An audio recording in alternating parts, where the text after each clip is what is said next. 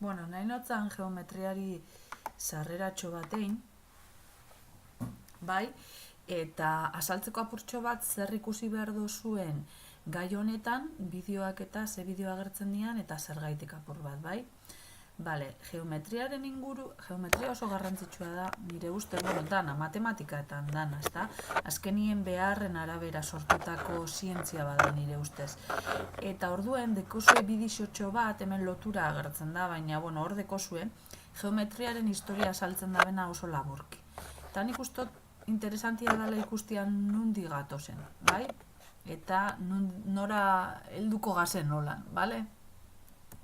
Bueno, beste puntu bat oso garrantzitsua dana niretako da planteatzea norberak ia zergaitik landu behar den geometria. Pentsatu duzuen onoz, zergaitik landu behar den geometria. Zedeko hain berez isa geometriak? Ba, niretako oso garrantzitsua da. Ba, batez be gure inguruaren azterketa badelako, ezta? Eta horrek laguntzen da baita be emozionalki, autonomia, sormena, mila gauza, bai? Baina, bueno, hau ipini dute ben arrazoiak, ba, pixkatzuek pentsatzeko ze arrazoi dauzen geometria lantzeko. Bueno, Wikipediara bagoaz, geometria hitza ipini ezkero hau agertzen da. Gorputzen tamaina, forma eta posizio relatibo eta espazialaren propietatez arduratzen den matematikaren ataleko bat da. Ontxe ikusiko dugu gehixau geometriak zertan datzan, bai? Bale, geometria datza, hemen agertzen da moduan. Posizioa, forma eta posizio edo formen aldaketa, bale? Posizioa. Erlazio espazialak lantzen ditugu norbera kokatzeko edo objetuak norberarekiko kokatzea, bai? Hori da posizioa. Adibidez, ein aldoguz 1000 jolas alde honetan, hau posizioa lantzeko, bai? Beti norberarekiko, beti erreferentzia moduan hartzen da, eta gero objetuekiko. Adibidez, hor eukiko duzue ataltxo bat, ekintzak agertzen dana, karpeta bat, eta agertuko dira pila bat ariketa, bueno, ariketa diez, ekintza desberdinak, eta batzuk dira posiziozkoak, eta dira, adibidez, bi talde egin, eta jesertzen dira posizio konkretu baten, eta taldekide batei begisak tapatzen jakoz, eta beste taldeak erabaki behar dauz ze hiru galdera egin ba.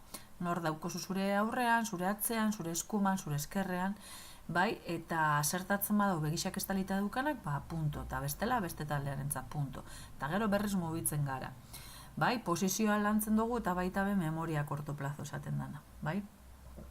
Bale, hemen posizioaren atal honetan, lehenengo norberarekiko, gero objetuaren arteko posizioak lantzen dira, gero posizioak direkzionalidadiarekin, hau da, oin esan dute moduan eskuma, eskerra eta goian da behian eta horrek, eta ematen zuk direkzio bat, hau da, orden bat ematen, da gero egiten da berdina, baina ja neurtzen, bai?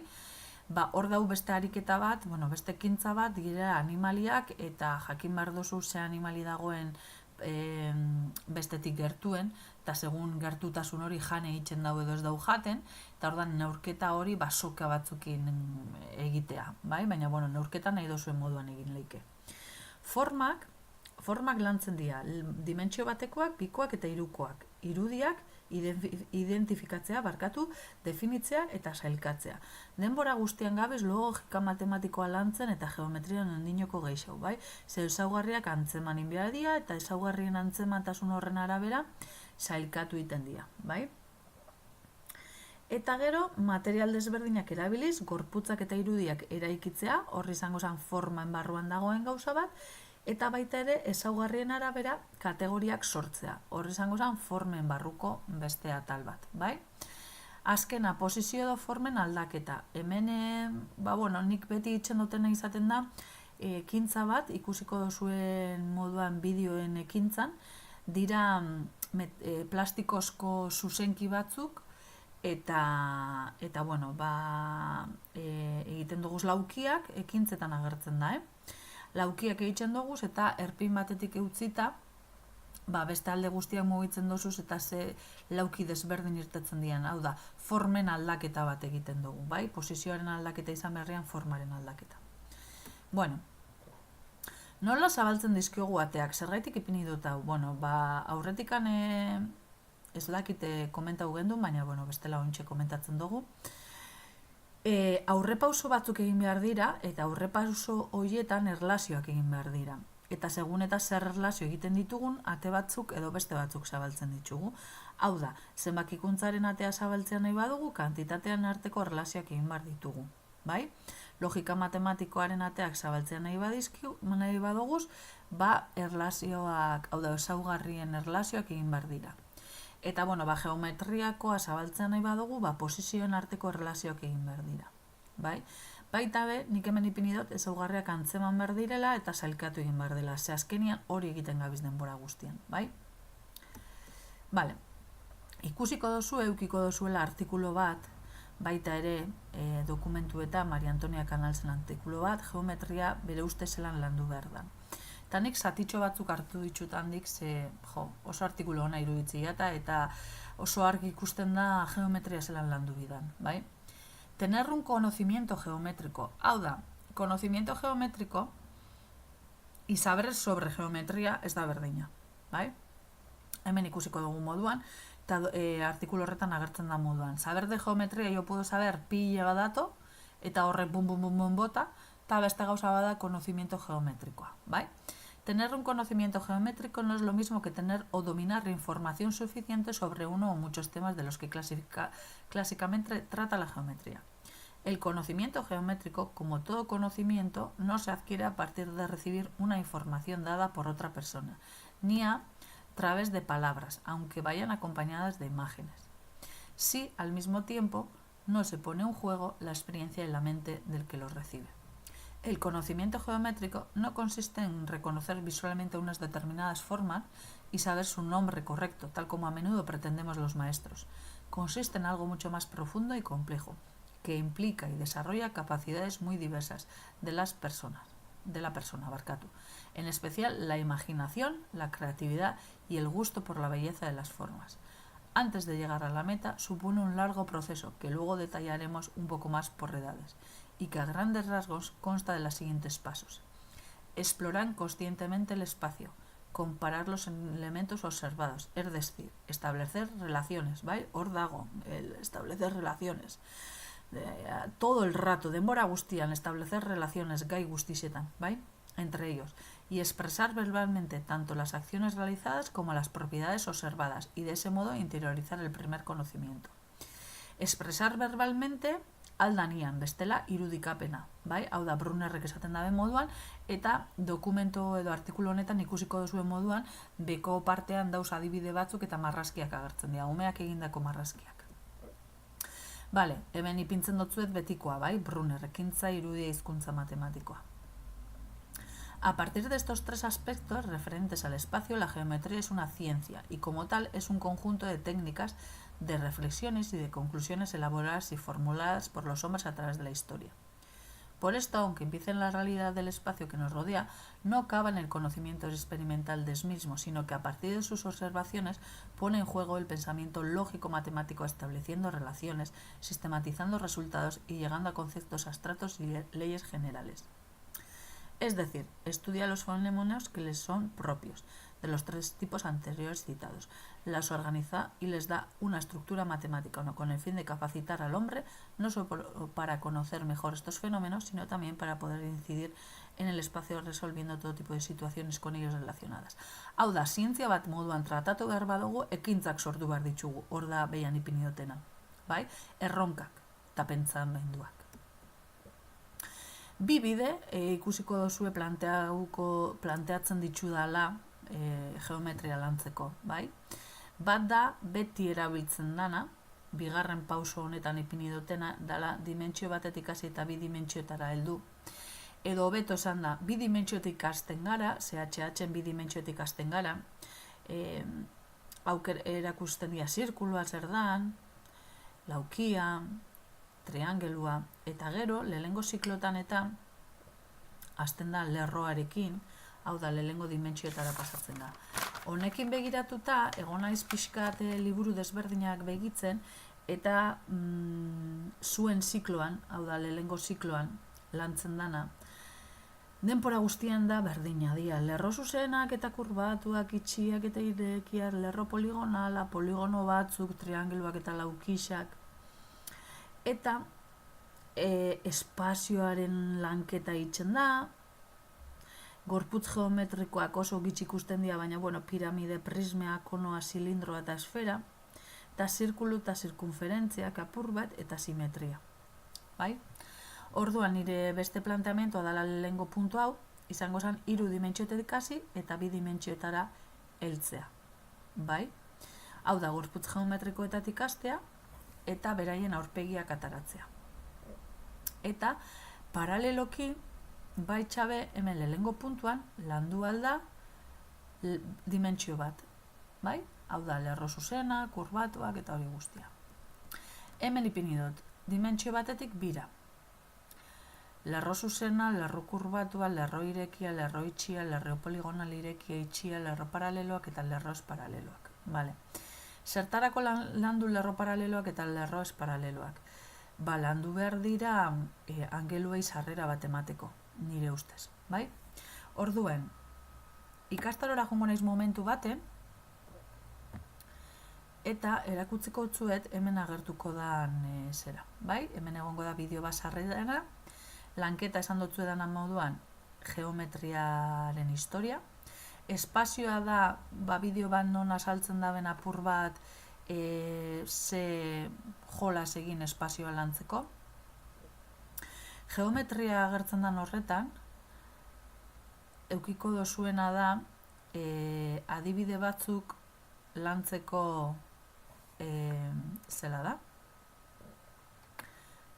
A ber, ez dut soinu ipiniko, baina lantzeko esaten ginoan, ezta? Lerro zuzena, kurbatua, bai, ikusten da moduan. Paraleloak eta esparaleloak, eta hori dana. Hemen, 3 dimentsioetatik hasita adibide bat Picassorekin.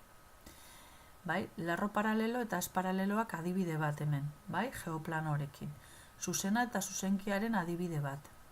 Lerro zuzena eta kurbatua adibide batzuk. Lerro itxiak eta kurbatuak eta geometriako ekintza batzuen azalpena. Bai, hori da, ikusiko duguna.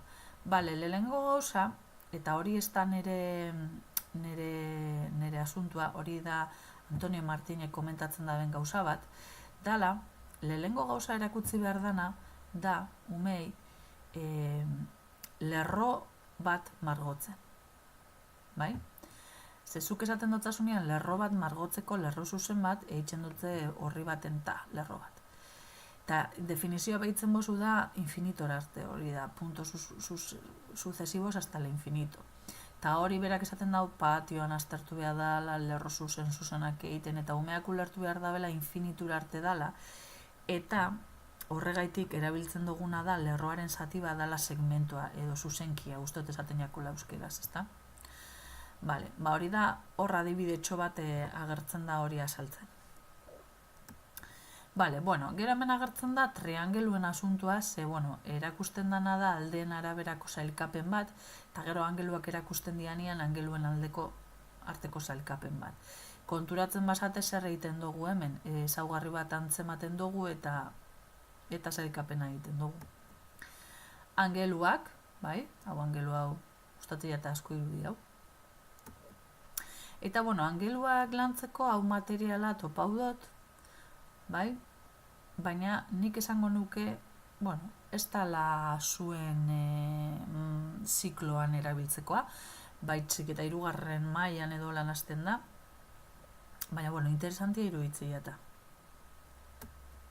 Hemen laukiak berriro, bai, dauz holan zailkatuta, zen norbaitei okurritu diakon ezaugarri hauekin zailkatzea, besteik ez. Bai?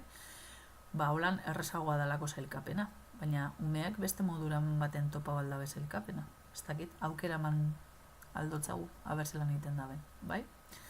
Hemen poligonoak ipini dut, eta poligonoekin esan nahi dutena da, garrantzitsua dela angeluak lantzia, baina batzutan barne angeluak eta kanpo angeluak bebai landu beharko genituzkela.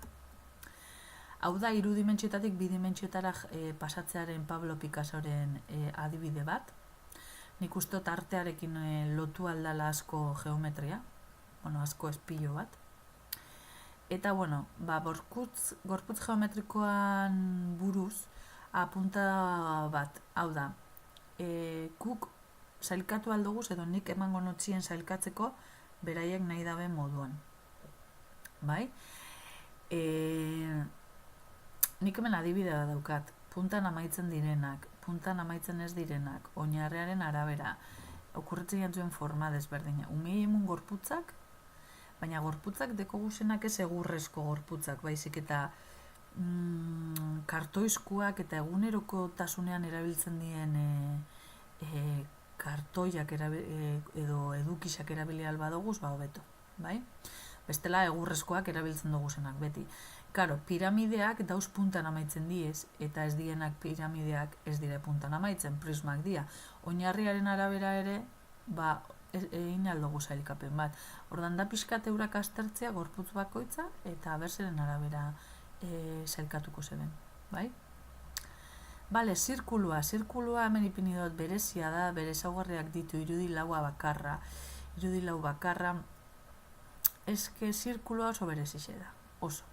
Eta orduan nik zirkuluakin lotuta, zesteko zerikusirik beste guztixekin eta aurretik astuiata, beste sailkapen bat itzen duguna gorputz geometrikoekin da, errodatzen daben edo ez daben errodatzen. Bai? Errodatzen baldin badau, nahi dau esan gorputz horrek daukala kurbaren bat, ez? Eta osartuko litzake zirkulua, nik uste dut konparau aldala beste poligono guztixekin eta ikusi ze antzekotasun da, ze desberdintasun daukon. Ez dana dauka desberdina da, berezixe da.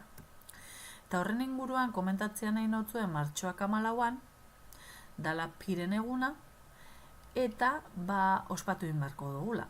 Eta, foroan ipiniko dugu ekintzaren bat pi zenbakia ataratzeko, bai? Hemen perimetroa zer dan lantzea, eta azalera zer dan lantzea, eta zerekin landu, baina nik uste dut hau zuentzako ez dela, eta volumena bez. Baina, aproximazioekin aldiaz, eta ekintzak bebai, eta nik ekintza pila bat ipiniko dut zuet hor, karpetatxo horretan, bai? Hoxe izan da dana.